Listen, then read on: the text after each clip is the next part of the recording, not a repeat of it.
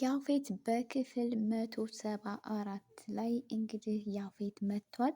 እንግዲህ ከዚህ ቀደም በነበረው በምዕራፍ አንድ ላይ ናታን እና ያፌት በጣም እጅግ ጠላቶች እና ለግድያ የሚሞካከሩ በጣም ብዙ ነገሮችን ሲደራረጉ የቆዩ ወንድማማች ቢሆኑም አሁን ላይ ግን ናታን ካለበት ጭንቀትና ሲቃይ ላወጣው ይገባል። በዚህ ጊዜ ከጎኑ ካልሆንኩ መቼ ነው ከጎኑ ልሆን የምችለው? በማለት ያፌት ከናታን ጎን ለመሆን መጥቷል ማለት ነው። እንግዲህ ያፌት እስከዛሬ በሰራቸው ወንጀሎች በሕግ ስለሚፈለግ ተደብቆ ነበር ያለው። አሁን ላይ ግን የመጣው ነገር ይምጣ፣ ከወንድሜ ግን የሚብስብኝ ነገር የለም በማለት ያፌት ከተደበቀበት ወጥቷል ማለት ነው። ሰላም ሰላም፣ ጤና ይስጥልኝ ውድና የተከበራችሁ የዚህ ቻናል ቤተሰቦች፣ ለዚህ ቻናል አዲስ የሆናችሁ ላይክ፣ ሰብስክራይብ በማድረግ ቤተሰብ ሆኖ በሐረግ ድራማ በክፍል 174 ላይ ምን እንደሚፈጠር የሚያሳይ ቪዲዮ ይዤላችሁ መጥቻለሁ። እስከ ቪዲዮ ፍጻሜ ድረስ አብራችሁን ቆዩ።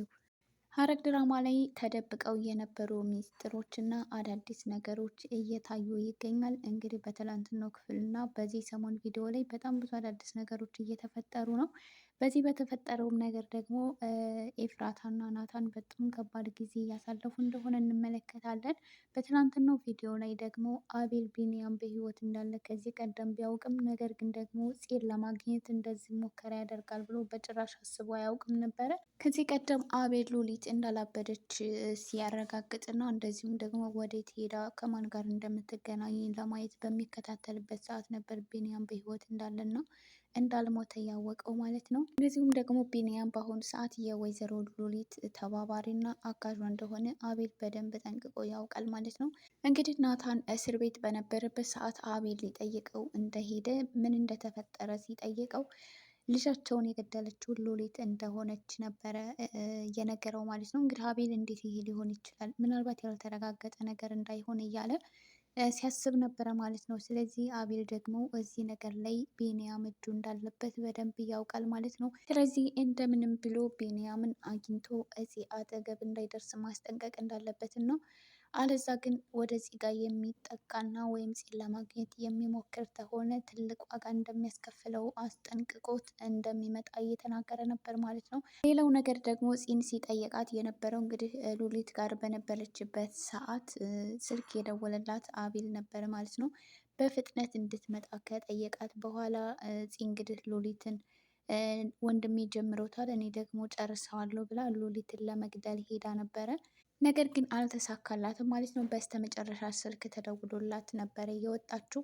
ያን ስልክ እየደወለው አቤል ነበረ ማለት ነው። ስለ ቢኒያም ሁሉንም ነገር ይጠይቃታል። ፂ ደግሞ ይሄ ነገር ያወቀችው ከትላንትና እንደሆነና ከዚህ ቀደም እሱ ራሱ በህይወት እንዳለ በጭራሽ እንደማታውቅና ይህንንም ነገር ደግሞ እርግጠኛ እንዳልሆነች ለአቤል ሁሉንም ነገር የተፈጠረውን ትነግረዋለች ማለት ነው። ፂ አሁን ላይ በጣም የተወዘጋገበ ሁኔታ ላይ እንዳለች ለአቤል እያስረዳችው ነበረ። ምክንያቱም በጭራሽ ቢኒያም በህይወት ይኖራል ብላ አስባም ገምታም አታውቅም።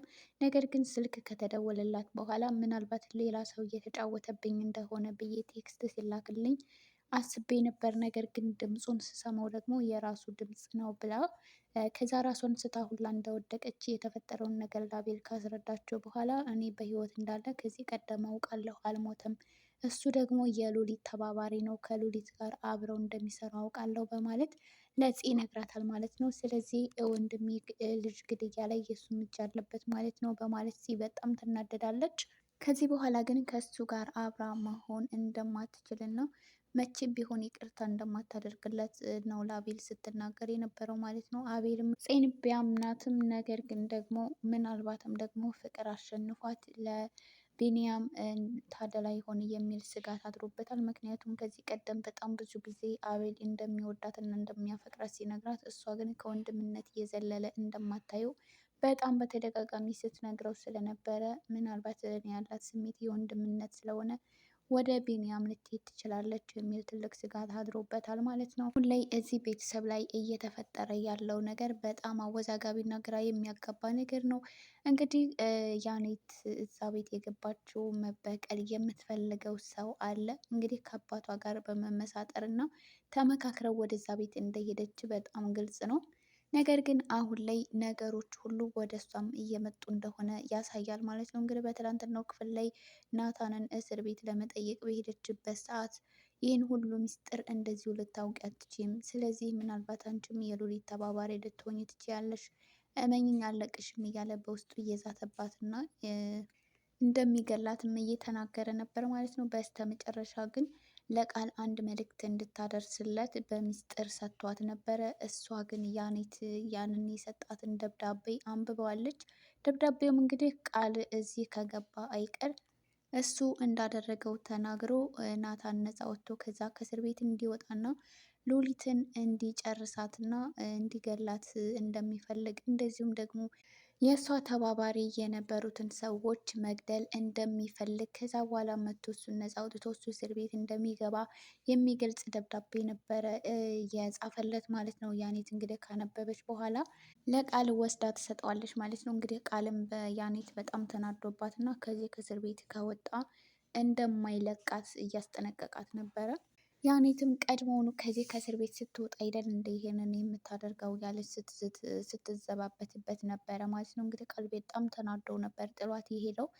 ቃል ናታን የላክለትን ደብዳቤ ሲያየው እንግዲህ ከዚህ እስር ቤት መውጣት እንደሌለበት እና እሱ ከወጣ ነገሮችን ሁሉ እንደሚያበላሻቸው ነው ያሰበው ማለት ነው። ምክንያቱም የነ ናታን ልጃቸው እንዳልሞተ ቃል በደንብ ያውቃል። ምክንያቱም በስተመጨረሻው አካባቢ ያኔት ልጁን ሉሊት እንደገደለችው ብትነግረውም ነገር ግን ደግሞ በጭራሽ እንዳልሆነ በደንብ ያውቃል ማለት ነው። ስለዚህ ናታን ከዚህ ከእስር ቤት ከወጣ ነገሮች ሁሉ እንደሚበላሹ እና እሱም ደግሞ ነፍሰ ገዳይ እንደሚሆን ስለተረዳ ይህንን ነገር ማድረግ አልችልም ብሎ ነው ቃል የወሰነው ማለት ነው። ሀኒም ወንድሟን ነፃ ለማድረግ እና ከዛ እስር ቤት ለማስወጣት እየተቻላትን ሁሉ እያደረገች ነው። ነገር ግን በስተ መጨረሻ ሃይማኖት ወይም ደግሞ የልጁ አሳዳጊ የነበረችው ሞግዚቷ ሀኒን አታላታለች ማለት ነው። ወደ ልጁ ልውሰድሽ በማለት እሷን ከፊት ካስቀደመቻት በኋላ ከጀርባዋ በመምታትና ራሷን ስታ እንድትወድቅ በማድረግ እሷ አምልጣ ሄዳለች ማለት ነው። ሀኒ ግን የሰራሽው ስራ በጣም ትልቅ ስህተት ነው የሰራሽው እያለች ስትዘባት ነበረ። እንግዲህ ሀኒ ወደ ቤት ከተመለሰች በኋላ ወንድሟ ተቀምጦ ምናምን ከወንድሟ ጋር እያወራች ነበረ ማለት ነው። እንግዲህ በስተመጨረሻ እንዴ አበድኩኝ እንዴ እያለች በሀሳብ ወንድሟ ጋር ስለነበረች እንግዲህ አጠገቧ ያለ መስሏት በጣም ብዙ ነገሮችን ስታይና ስታወራ ነበር ማለት ነው። ሀኒ አሁንም ቢሆን ያንን ህፃን ልጅ እንደምንም ምንም ብላ ማግኘት እንዳለባት ነው የወሰነችው።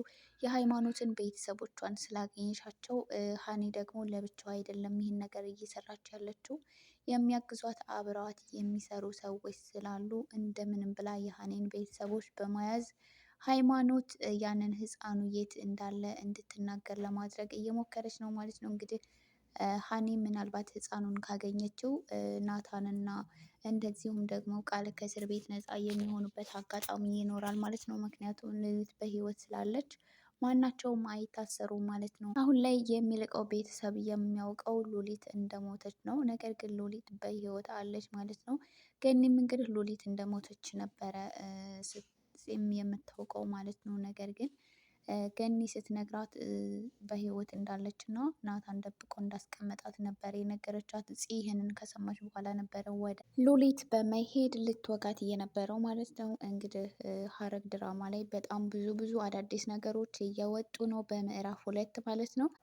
ኤፍራታ ግን አሁን ላይ ምንም እየተረጋጋችም አይደለም። እንግዲህ በቀደሙ ቪዲዮ ላይ ራሷን ለማጥፋት ሙከራ ካደረገች በኋላ ገኒና ጽ እንደምንም ብለው አረጋግተዋት ነበር ማለት ነው። ነገር ግን በትላንትናው ቪዲዮ ላይም እንዳየ ነው ኤፍራታ አሁንም ቢሆን ራሷን ለማጥፋት ሙከራ ማድረጓን አላቆመችም ማለት ነው። እንግዲህ ገኒ ካጠገቧ እንድትሄድላት ካደረገች በኋላ መሳቢያው ውስጥ የሆነ ስለት ነገሮችን በመፈለግ እራሷ ላይ የሆነ ጉዳት ለማድረስ ልትሞክር ነበረ ማለት ነው።